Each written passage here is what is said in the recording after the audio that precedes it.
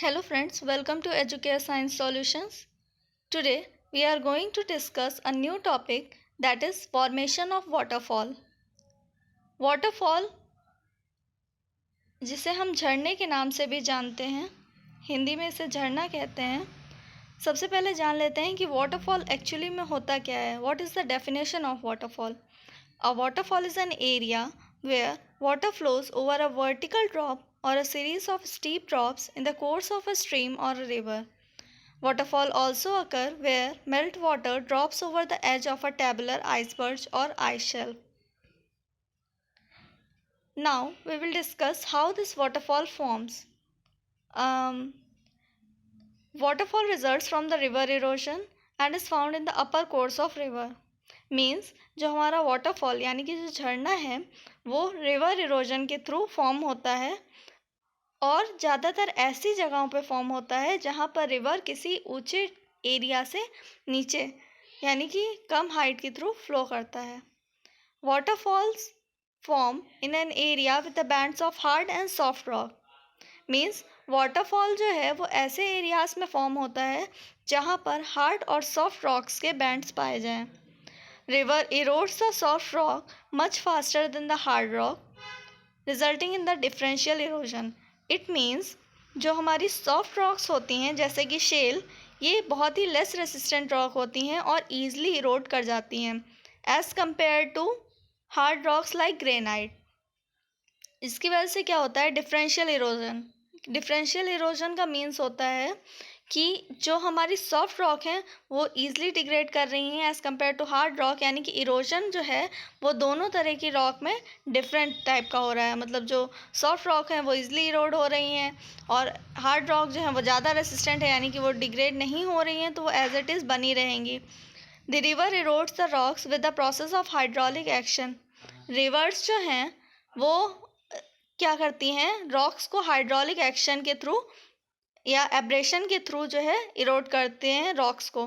जैसे पहले तो जान लीजिए हाइड्रोलिक एक्शन क्या होता है. Hydraulic action means force of water.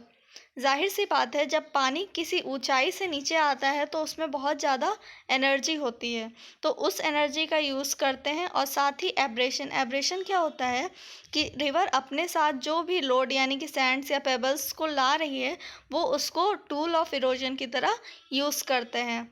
ठीक है, तो इन दोनों प्रोसेस के थ्रू जो है रॉक्स इरोड होती हैं जिसकी वजह से वाटरफॉल का फॉर्मेशन होता है. River lowers its bed of softer rock resulting in a small notch which is a dip in the soft rock. जैसा कि हमने पहले ही बताया जो सॉफ्ट रॉक हैं वो ईजिली इरोड हो जाती हैं. तो क्या होता है कि जब वाटर काफ़ी एनर्जी के साथ प्रेशर के साथ नीचे आता है यानी कि सॉफ्ट रॉक पे पड़ता है तो सॉफ्ट रॉक जो है वो ईजिली इरोड होती है, तो वहाँ पे एक स्मॉल नॉच क्रिएट हो जाता है, एक छोटा सा गड्ढा बन जाता है. This increases the speed of river and the energetic river eventually erodes vertically down cutting into the soft rock creating a vertical drop. अब क्या होता है कि जैसे कि पानी जो है वो काफ़ी स्पीड से नीचे आ रहा होता है रिवर में, तो वो क्या होता है धीरे धीरे वो जो हमारा क्या बोलते हैं नॉच बना था, जो छोटा सा हमारा गड्ढा बना था, वो धीरे धीरे उसका साइज़ जो है वो ग्रो करता जाता है. और स्पीड, जाहिर सी बात है जब गड्ढा गहरा होगा तो हाइट भी बढ़ेगी. अब वाटरफॉल की हाइट बढ़ेगी तो प्रेशर यानी कि एनर्जी जो है वो और भी ज़्यादा बढ़ती जाएगी, तो वाटर जो है वो और भी ज़्यादा एनर्जी के साथ और भी ज़्यादा प्रेशर के साथ जो है नीचे की रॉक को यानी कि सॉफ्ट रॉक को इरोड करेगा. A plunge pool forms at the base of waterfall due to the erosion caused by the weight of water and its load.